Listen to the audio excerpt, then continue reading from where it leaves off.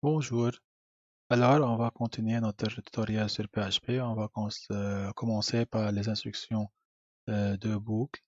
Tout d'abord, on va voir la boucle qui est la boucle for. La boucle for elle se forme de trois parties. La partie qui est la partie initiale pour les valeurs. La deuxième partie, c'est pour les conditions. Et la troisième partie, c'est pour faire des calculs avant d'entrer dans un nouveau cycle de la boucle. On va voir comment cela va nous donner. Ici, on va commencer par i égale 1 et jusqu'à i inférieur à 4. Et toutefois, on va faire sortir cette instruction. Ça veut dire un h de i. Et tout d'abord, le titre de nouveau, blablabla. Ok, je suis ici dans mon répertoire. Et voilà. On peut voir qu'il a imprimé un titre de niveau 1, 2 titres de niveau 2, 3 titres de niveau 3. Et on retourne. On voit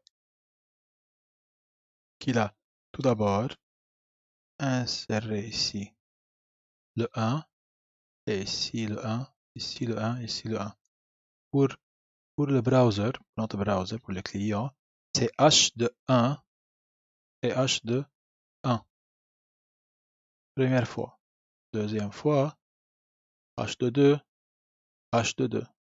Troisième fois, h de 3, h de 3. Pour cela, on a vu ici qu'on a trois types de header. Si on voit le source, on voit h1, h2 et h3. Ok, c'est pour la boucle simple. Bien sûr, on peut avoir une boucle à plusieurs variables, comme ici, on peut avoir deux entrées dans la partie variable. On peut avoir plusieurs aussi calculs dans la partie calcul. Et on a ici une condition ici, et ici on a deux conditions pour voir qu'on peut avoir plusieurs variables dans notre instruction for.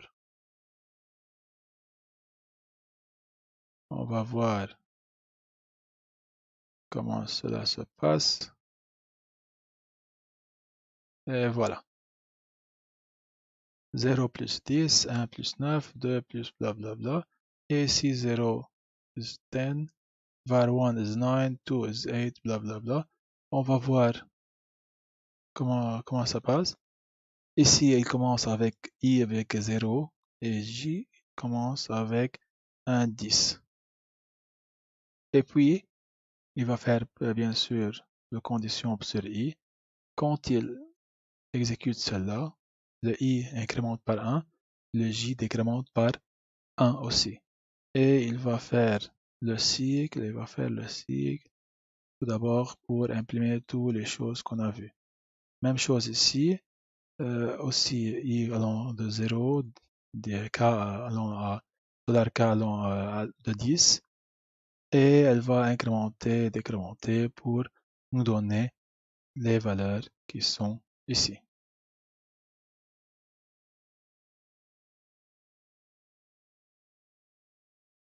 Bien sûr, on peut aussi avoir, on a vu qu'on a des boucles qui sont simples et qui ont des boucles qui sont à plusieurs variables, mais aussi on peut avoir des boucles qui sont un peu imbriquées. Pour les boucles for imbriquées, comme on voit ici, on va tout d'abord faire, je vais vous montrer que le résultat avant de... D'abord, on va faire cette table de multiplication, ça veut dire on a le 1 à 9, 1 à 9 et tous les valeurs qui sont en dedans. Comment on peut faire celle-là? On peut faire celle-là en mettant une boucle for en dedans, une autre boucle for. D'abord ici, comment il le fait? il le fait que tout d'abord on imprime la première ligne, puis ici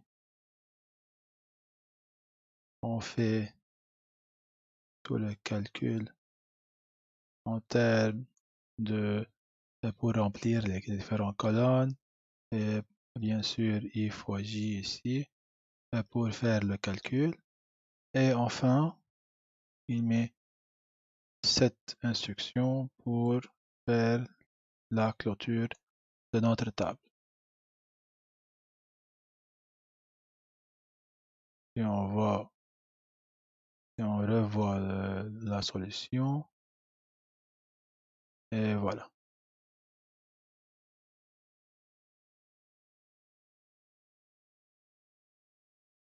Ça veut dire si on a une boucle en dedans, il y en a un autre, ça veut dire cette boucle va faire exécuter jusqu'elle finit, puis elle va donner la main une autre fois pour la boucle qui est en dehors. Ça veut dire pour chaque fois que I incrémente une fois, J va incrémenter ici 9 fois. OK? Et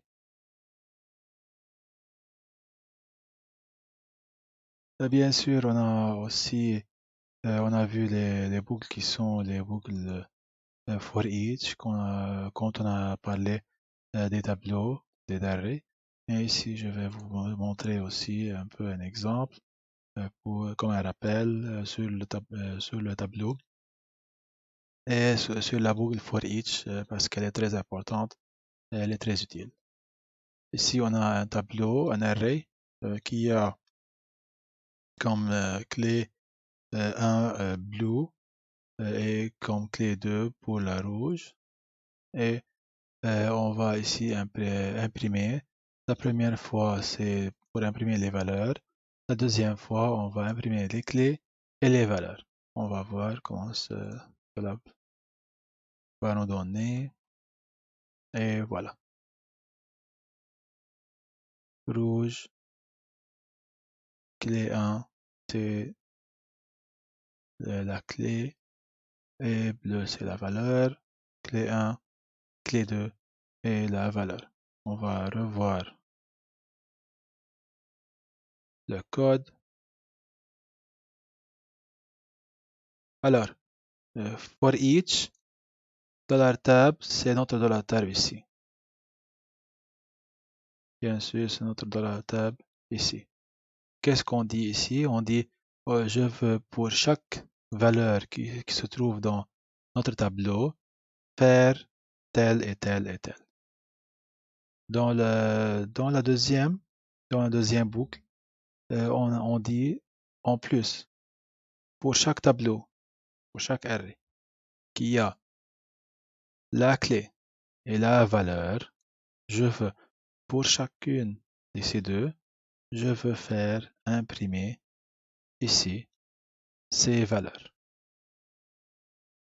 Comme ça, on peut voir les clés, bien sûr, on peut voir les valeurs pour nous pour avoir plus d'infos sur notre array. Bien sûr, on peut tout d'abord utiliser le printf, printr, désolé, le tab, toujours, c'est valable.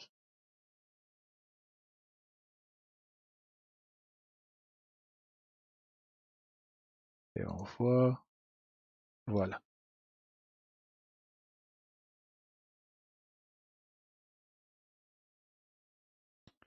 OK, pour continuer, on va voir la boucle qui est la boucle while. La boucle while, elle commence par une condition. Si la condition est vraie, elle va effectuer toutes les instructions en dedans. Et on a aussi la boucle do while. Le do while, elle va au moins faire une fois l'exécution des données ici, des instructions ici, puis elle va faire appeler la condition pour savoir si elle va continuer ou pas. Ça veut dire, si c'est vrai, elle va continuer une autre fois. Si c'est faux, elle fait au moins une fois ces instructions. On va voir le résultat, puis on peut lire. OK. 4, 5, 6, 4, 5, blablabla. On va voir qu'est-ce qu'il fait ici. OK. Ici, on a un A qui commence par 54 et A, tant que A, $A, bien sûr, inférieur à 100, il va nous faire imprimer et aussi il va incrémenter ce A par 10. Alors, pourquoi ne pas commencer par quelque chose qui est un peu intéressant, comme ça, faire le break, OK, et voilà, 60, 70, 80, 90, et bien sûr ici, on a un nombre aléatoire qui est en train d'être publié. Et ce nombre aléatoire, tant que le modulo de ce nombre par 7 est différent de 0, il va refaire cette do while.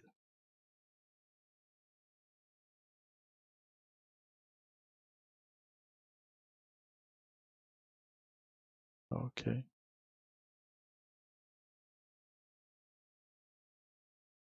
Vous voyez? 21, 32. Il va toujours faire le calcul jusqu'il arrive à un numéro qui est à un nombre qui est divisible par 7 et il va se sortir. Bien sûr, on va continuer. Quand on parle des boucles, toujours on a les breaks et le continue. Qu'est-ce qu'ils font le break et le continue? Le break, il fait une interruption qui est totale d'une boucle, mais pour le continue, il fait une interruption partielle d'une boucle. On va voir ici. On a un tableau qui est formé de différents noms et on a une boucle qui commence par 1 jusqu'à la fin du tableau et il va faire un test si le tableau, le contenu du tableau commence par un A, il va nous l'imprimer et il va faire un break pour faire un stop pour cette commande. Tout bien, ici on va voir pour le continue, il va faire une condition et elle va être valable pour le 5, mais il ne va pas interrompre toute l'instruction en boucle, mais seulement pour cette instruction, pour cette valeur de i, elle va être interrompue. On va voir et puis on peut revenir ici pour voir le code. Alors, le premier nom commençant par A et le numéro 3, c'est celui d'Albert. Et ici, on voit 1, 2, 3, 4 et 6. On revient. Alors, ici, il a commencé par Georges. Il ne commence pas par A. T, pas par A. Et A, Albert. Bravo. Il dit que Albert, il commence, ce nom, il commence par A, il nous a donné le résultat. Quand il nous a donné le résultat, il a fait un break, ça veut dire qu'il n'a pas continué vers Cherwell. Comment on peut faire preuve qu'il n'a pas continué vers Cherwell? On peut mettre des échos. Alors, on va faire ici, écho, $tab de i. et on va voir qu'est-ce qu'elle va nous donner. Ok, ok. Un peu de break pour voir qu'est-ce qui se passe. Ok, il a pris le G, il a pris le T et il a arrivé jusqu'à A, Albert. Il n'a pas continué ici pour l'autre, pour le Chervil. Ça veut dire quand il a entré ici,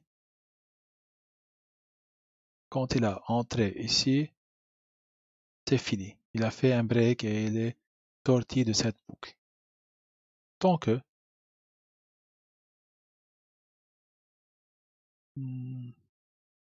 que continue, cette instruction marche de notre façon. Ça veut dire, il va entrer quand la condition est vraie, elle va exécuter le continue. Le continue, elle va seulement interrompre l'exécution ici, mais il va tout d'abord passer la main vers la boucle pour continuer son travail. On va voir un peu ici. On voit 1, 2, 3, 4, 6. OK? Pourquoi? Parce qu'il est entré 1. Est-ce qu'il est 5? Non. 2, 5, non. 3, 5, non. 4, non. 5, il va continuer et il n'exécutera pas cette instruction. Pour cela, il va entrer pour le 6 et exécuter. Il y a quelque chose qu'il faut faire attention. Il ne faut pas mettre des instructions avant le continu. Parce que si je mets l'instruction echo avant le continu, ça ne sert à rien. OK? Pourquoi? C'est vrai. Parce qu'il va exécuter l'écho, puis il va exécuter la condition. Ce qui est pas vrai dans notre exercice, ou bien dans ce que nous voulons faire. OK.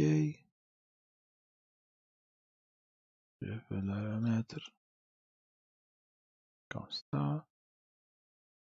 Et voilà.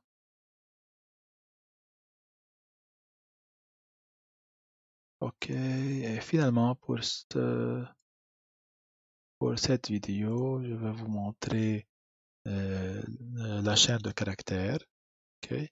La chaîne de caractères, on peut utiliser d'une manière, il y en a trop de fonctions. J'ai ici montré un peu de ces fonctions.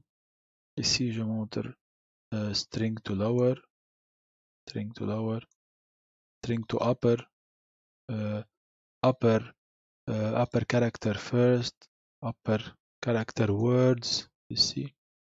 OK? On va voir le résultat et puis on peut revenir ici. Alors, mes coordonnées, bla bla bla, Rue Pasteur, Beyrouth. On va voir comment il était avant de faire ces choses. OK. Mon nom il avait le J et A. Le J et A était en minuscule. Mon prénom, le E était en majuscule. OK. L'adresse, il avait un R en majuscule. Le Beyrouth, elle avait un E en majuscule. Si on voit pour le prénom, qu'est-ce qu'il a fait? Il a fait string to lower tout le prénom et il va mettre le premier en uppercase. Prénom et nom. Et ici. OK? Oui. Pour le nom, il a mis tout le nom en uppercase. String to upper. Et il va mettre tous ces caractères en uppercase. En majuscule. Et voilà. Puis, pour l'adresse, qu'est-ce qu'il a fait? il a fait string to lower, ok, vous voyez, et uppercase words, ça veut dire chaque mot dans le string, elle va avoir son premier caractère. Il va avoir le caractère qui est en premier en majuscule.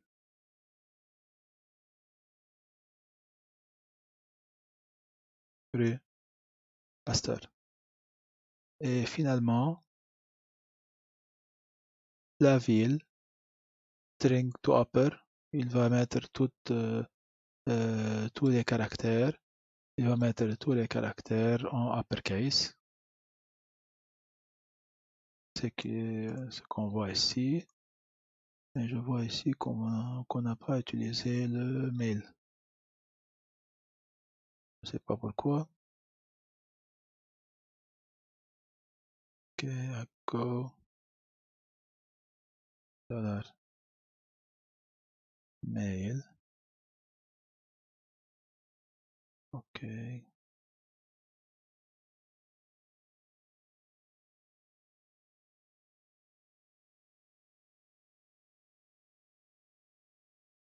Et on va voir qu'est-ce qu'il va nous donner. Ok, vous voyez ici qu'il est tout en minuscule parce que nous avons dit qu'il va être toute la chaîne de caractères va être en lower case.